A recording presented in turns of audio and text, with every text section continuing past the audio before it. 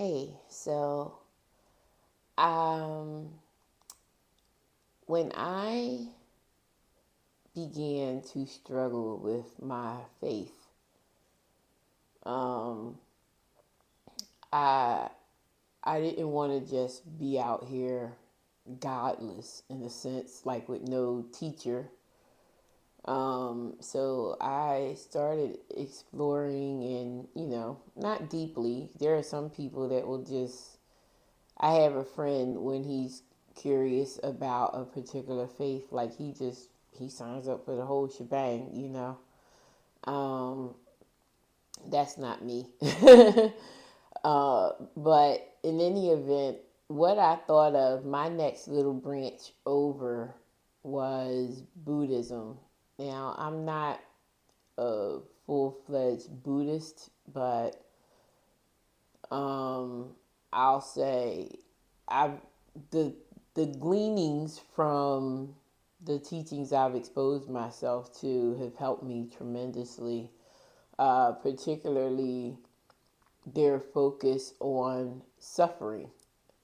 And on one hand, like it starts. My first introduction was from a book by the author of Thich Nhat Hanh. He's passed away now, but it was called No Mud, No Lotus: The Art of Transforming Suffering. And he spoke about the Buddhist teaching on the Four Noble Truths, or he touched on them a little bit, which the first one is suffering exists. I think the next one is suffering has a beginning, a cause, it has a beginning and an end, and there's a way to bring about the end. It's some mix of that. Forgive me for butchering it, but um, when I first read it, it wounded me because it made things seem kind of hopeless. Like, well, shit, like that means suffering is always around. But he began, as I listened past my emotions, I got to hear him say that the premise is, yeah, acknowledge suffering when suffering is present, but at all other times acknowledge joy. Um, some variation of that. Forgive me again, because now at this point I've made it my own. Like it's my own programming now, but that's where I got it from. Um, and it helps me to direct my thoughts much more because that's a very clear directive, right? um, when I was in church, we would get the scripture to say, think on whatsoever is yada yada yada yada. And yeah, I get it. I don't know why that was hard for me. I don't know why doing what the Bible said for its sake was so hard, and felt impossible.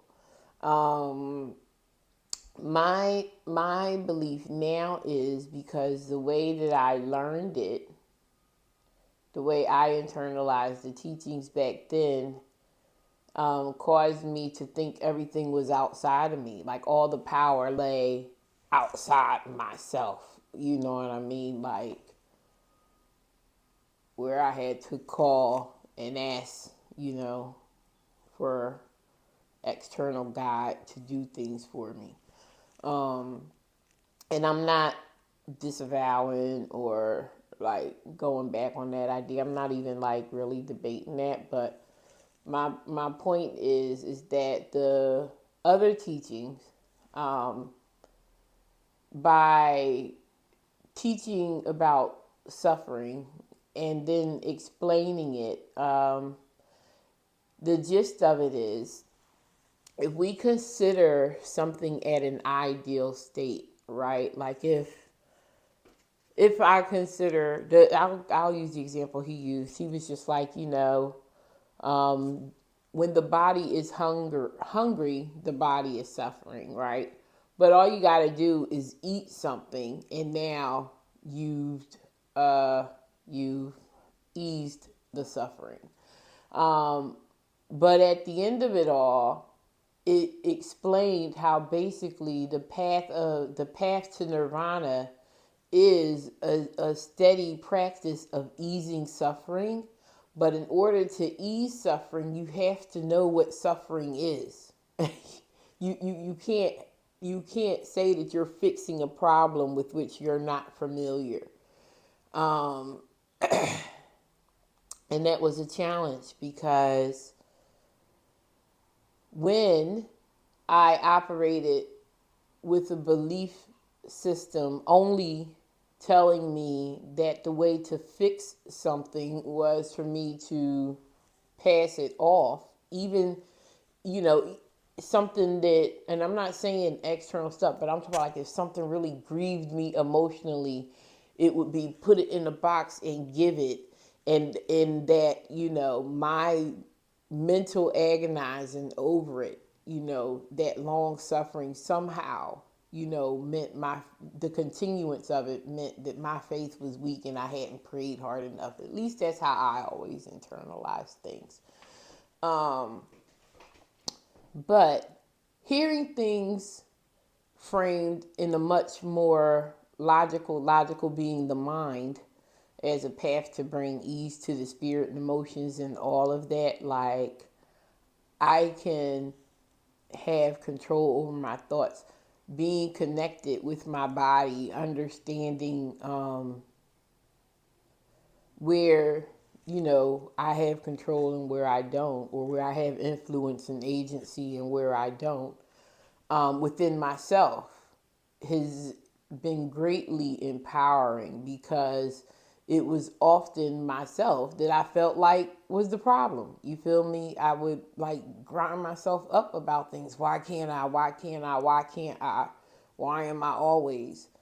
But having to actually sit with those emotions, to hear not just the story, because there's a bunch of stories tied up in grief and anger and frustration, but we have to sit because there's always something different to say. I'm not really one that likes those spaces, because there was a time in my life where that's what it was. Like the only time I was ever vibrant and animated was when I had to be in front of other people, because I didn't want them questioning my lower emotions. Like I didn't trust, you know what I'm saying? Like it was a mask.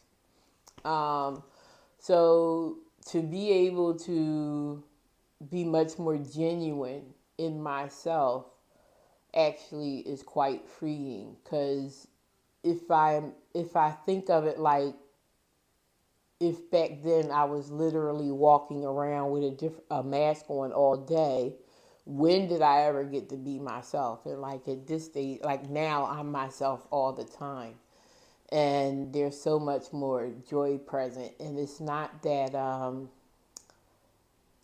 I don't even know. Yes, externally some things are different, and I've had some tools and learnings, but I I would attribute it to the attribute it. I would attribute the increase of joy, present increase, or abundance, is just because I notice it more. If I, because of the practice of noticing small sufferings, um, I've also learned to notice small joys, and that perspective is everything. On some level, it neutralizes the big ones, because, and I have to pull myself back. Like, no, that is a thing to be happy about. Like, don't minimize it.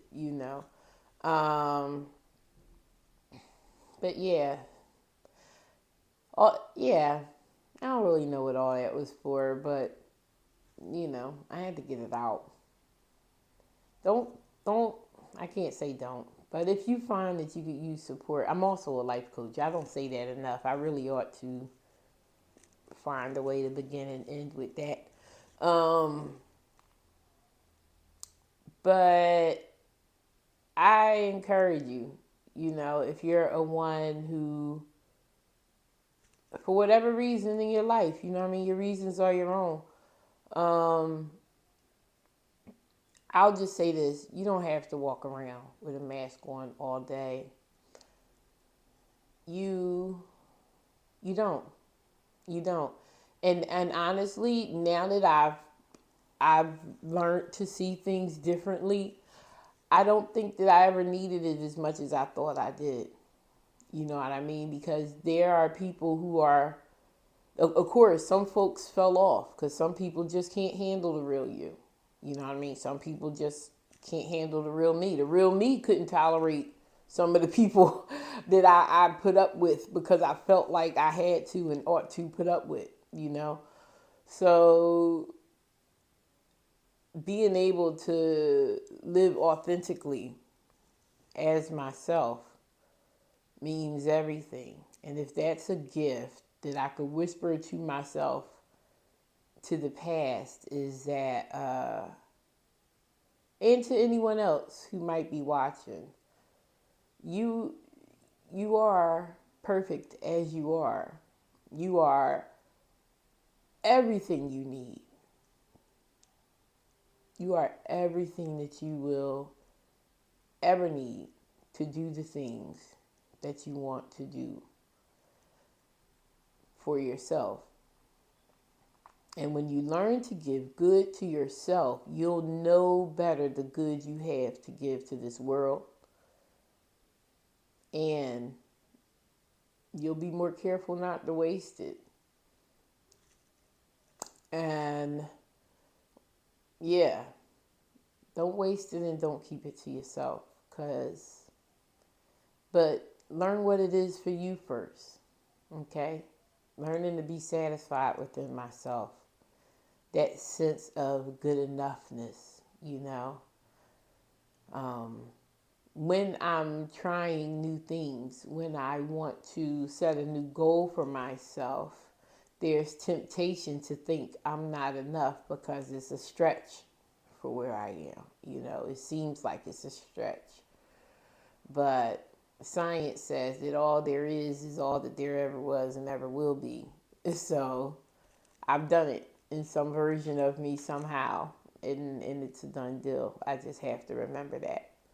And I want you to remember that too, that you are enough. Okay?